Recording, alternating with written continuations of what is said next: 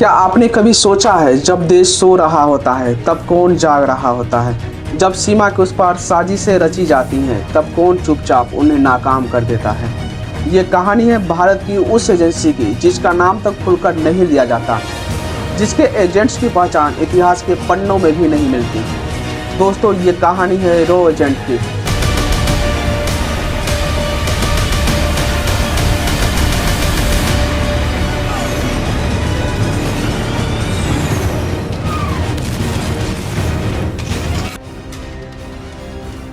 उन्नीस भारत चीन के युद्ध में इंडिया को एक कड़वा सबक मिला।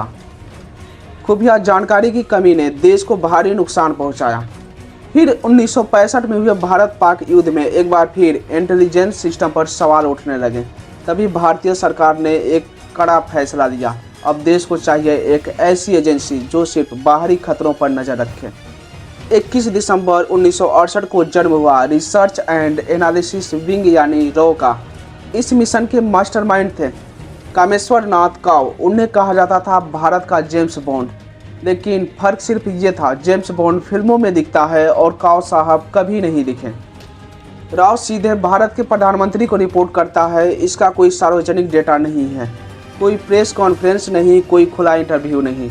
रॉ के एजेंट्स कौन हैं? IAS अधिकारी, IPS अधिकारी, आर्मी इंटेलिजेंस या फिर आम नागरिक जिन्हें पहचान पाना नामुमकिन होता है। कई एजेंट्स सालों तक दूसरे देशों में नई पहचान के साथ रहते हैं। कोई बिजनेसमैन बन जाता है, कोई पत्रकार तो कोई प्रोफेसर। और अगर पकड़े गए तो सरकार आधिकारिक रूप से कह सकती है कि हम इन्हें नहीं जानते। जरा सोचिए कितना बड़ा रिस्क। 1971 का गुप्त मिशन।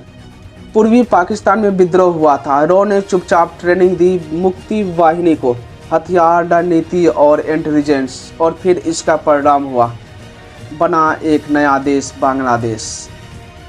इस ऑपरेशन ने पूरी दुनिया को चौंका दिया। रॉ ने साबित कर दिया भारत अब सिर्फ प्रतिक्रिया नहीं देगा, रणनीति भी बनाएगा। कहा जाता है कि इस गुप्त मिशन में रॉ की भूमिका इतनी गुप्त थी कि कई सालों बाद जाकर असली जानकारी सामने आई। रॉ का सबसे बड़ा फोकस रहा पाकिस्तान। कई रिपोर्ट्स के अनुसार रॉ ने आतंकी संगठनों की गतिविधियों पर नजर रखी, भारत पर हमले की साजिशों को पहले ही नाकाम कर दिया और कई हाई वैल्यू टारगेट्स को मूवमेंट ट्रैक की।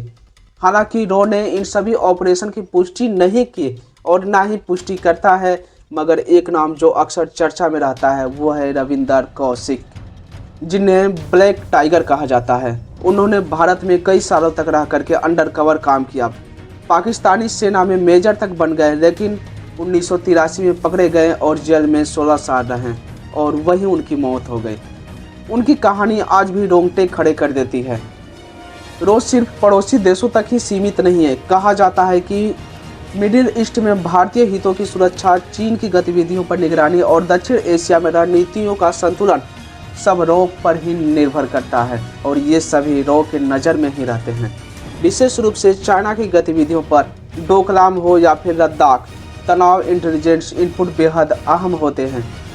राजी, एक भारतीय लड़की की कहानी जो पाकिस्तान में शादी कर जासूसी करती है। एक था टाइगर, एक रॉ एजेंट की कहानी।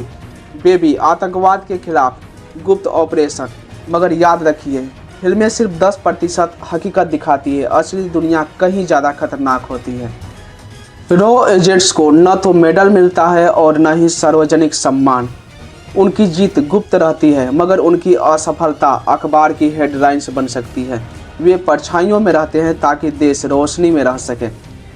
तो अगली बार जब भी आप चैन की नींद सोएं तो याद रखिए, कहीं ना कहीं कोई अनजान चेहरा भारत के लिए सब कुछ दांव पर लगा रहा है।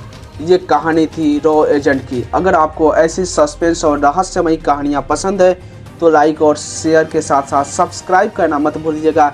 जय हिंद।